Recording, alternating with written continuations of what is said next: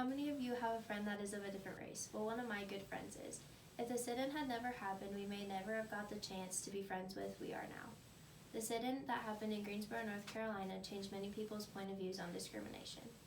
I'll be telling you how they planned the sit-in, how the plan was extruded, and lastly how it changed many people's point of views on discrimination. Although the blacks were mistreated in the South during the 1960s, that did not stop the idea of a sit-in. The thought of the sit-in was started when African Americans refused to leave the lunch counter after being denied service. Protesters were arrested for trespassing and misconduct. The sit-ins were started by 4 young black men, Enzo Blair Jr., David Richmond, Franklin McCain, and Joseph McNeil.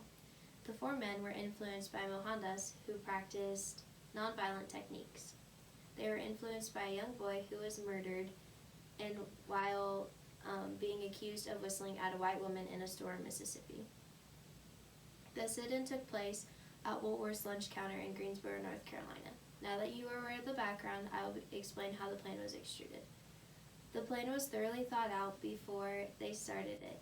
As the plan was started, many people got word and wanted to join.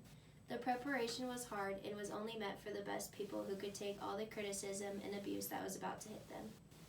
When the sit-in was happening, the whites would yell dreadful things to the men who were sitting at the lunch counter. They spit on them, and one of the protest coats was set on fire. The whites threw their food, and some even threw raw eggs at the whites. Although all this happened to the protesters, they all managed to stay calm because they went through the training. As the sit-ins continued, CORE and other organizations organized nonviolence training. The sit-in took place on February 1st, 1960.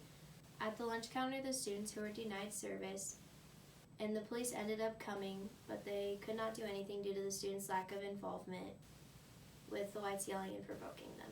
The blacks did not show any interest in the whites, even though they were provoking them, and the blacks sat there calmly and did not move. Now that we have went through how they were treated in the sit-in, I will tell you the aftermath of the sit-in and how it changed discrimination. The aftermath of the sit-in changed the way many people thought about discrimination. After the first day of the sit-in, more people started showing up the next day and the following days for a while. Many students started joining in the movement and wanted to change people's minds. Whites had even started partaking in the movement, and they wanted to make blacks and whites equal. Although the march started in February, by the end of March, sit-ins had spread to 55 cities and 13 different states. By the time spring break came around, Woolworth's lunch counter started serving blacks, and the 4 blacks who worked at the lunch counter were the first to be served. After that, students at the college were now able to go eat lunch and even supper and breakfast at the counter. Many blacks and whites started looking up to the 4 that started the movement and became inspired and wanted to end all segregation. 4 years after the sit-ins happened, segregation became illegal in public places, and Congress passed the Civil Rights Act in 1964. After the Civil Rights Act was passed, blacks and whites could eat in the same restaurants, stay at the same hotels, and even go to the same public parks and museums. Discrimination overtook the U.S., but now it has been changed forever. Discrimination was drastically changed after the Greensboro sit-in that happened in North Carolina. The way the plan was set up, executed, and how discrimination changed really shows you why the sit-in was so important. Discrimination was changed in ways no one could imagine. Blacks and whites now live with each other, eat at the same restaurants, and even marry each other. The sit-in really did change how people thought about discrimination.